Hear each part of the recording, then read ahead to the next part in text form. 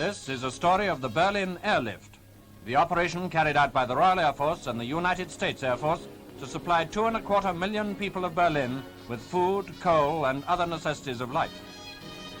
In June 1948, all road and rail communications between the Allied zones and the western sectors of Berlin were closed by the Russians. By the 28th of June, the only way into Berlin was by air, and the first RAF aircraft started this colossal undertaking. According to many predictions, an impossible one to maintain for any length of time, especially during winter. Aircraft began their ceaseless drone into blockaded Berlin, using all available airfields in the western zone. In the first 3 days, 500 landings were achieved, but with the aid of the United States Air Force, the number of flights rose by October to 600 per day. Sunderland Flying Boats of Coastal Command were ordered in to supplement the land-based planes. These took off from the Elbe at Hamburg and came down on one of Berlin's lakes. Food, still more food, and raw materials had to be poured across the aerial bridge into the blockaded city.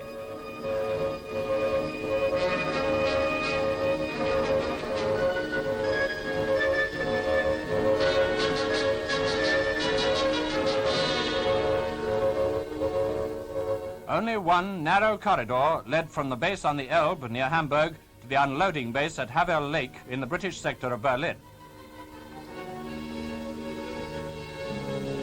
Within 4 days of the decision to use them, the first giant boats, each carrying 5 tons of vital material, were on air transport service. You are clear to take off, over.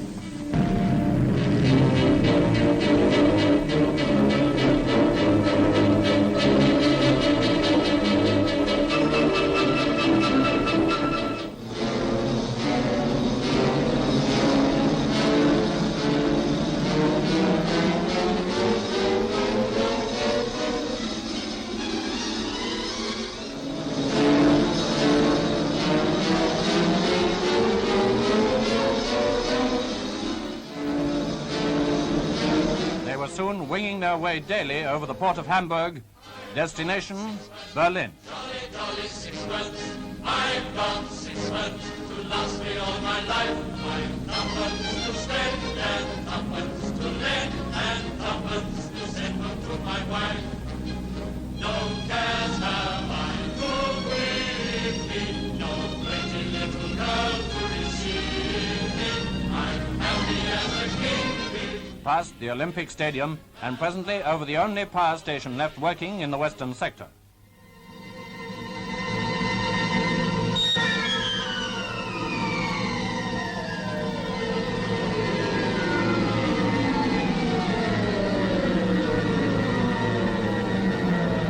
Immediately on landing, unloading commences, and the machines are prepared for the return journey.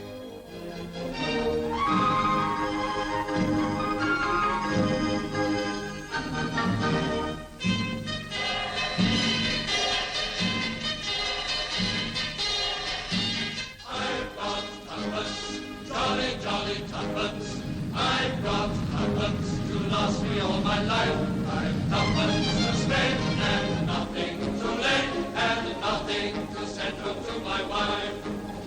No cares have I to with me, no pretty little girl to deceive me. I'm happy as a king, believe me, as I go. On the return trip, exportable freight was carried and the opportunity taken to remove some of Berlin's sick children for convalescence. Only the very worst weather kept Allied aircraft out of the sky.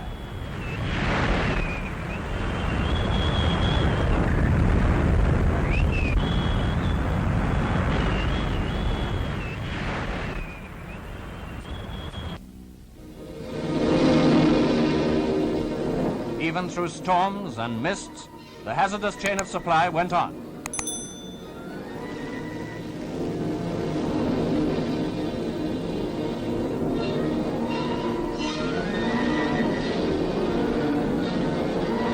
As dusk falls, Sunderlands tie up for the night.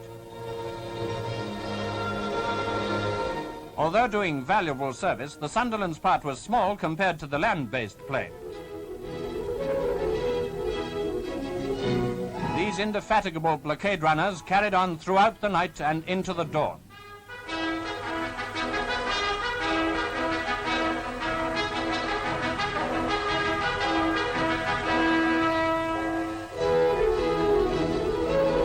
Night and day, week after week, it was a case of more planes, more food, more raw materials, shipped without pause from 8 different airfields in the Western Zone.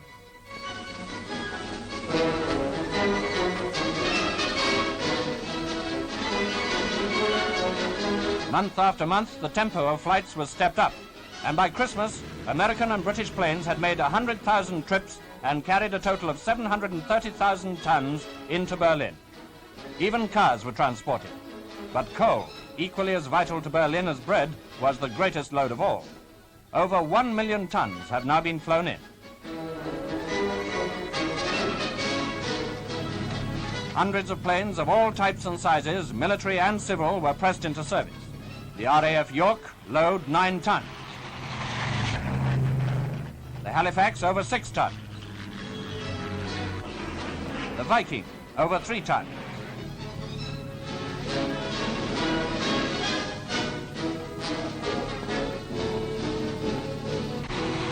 The RAF Dakota, 3 tons. The Civil Tudor, 8 tons. And what the Berliners call the Grosser Tudor, 10 tons.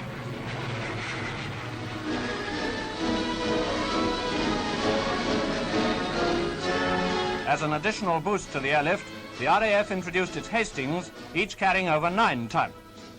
At the 3 airports in Berlin, Gatow, Tempelhof and Tegel, aircraft were landing or taking off every 90 seconds. Many notabilities visited Berlin to see the workings of this magnificent achievement and to praise the great work of the British and American ground and air personnel. Chief of the Air Staff, Lord Tedder, and the Foreign Secretary, Mr. Bevin, whose diplomacy was much aided by the success of the airlift. He added his tribute when he visited Berlin on the eve of the lifting of the blockade in May 1949.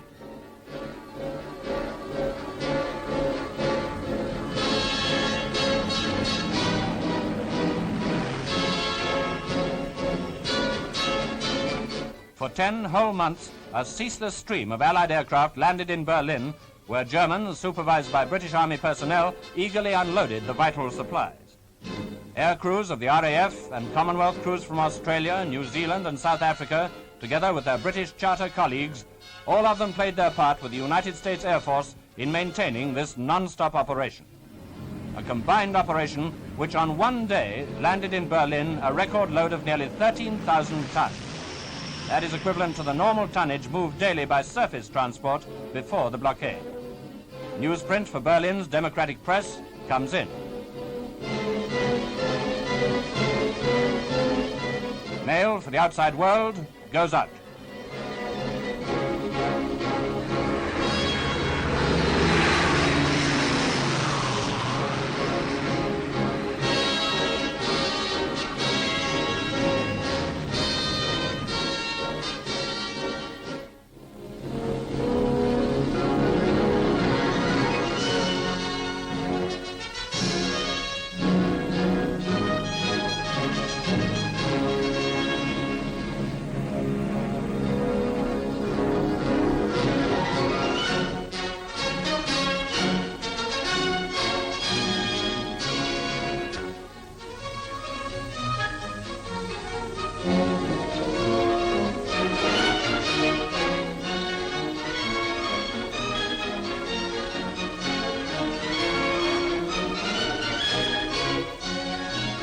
Yes, the life of Berlin has been maintained, but not without the loss of 43 airmen who gave their lives in this vital operation, the most outstanding transport achievement in the history of aviation. The airlift carries on.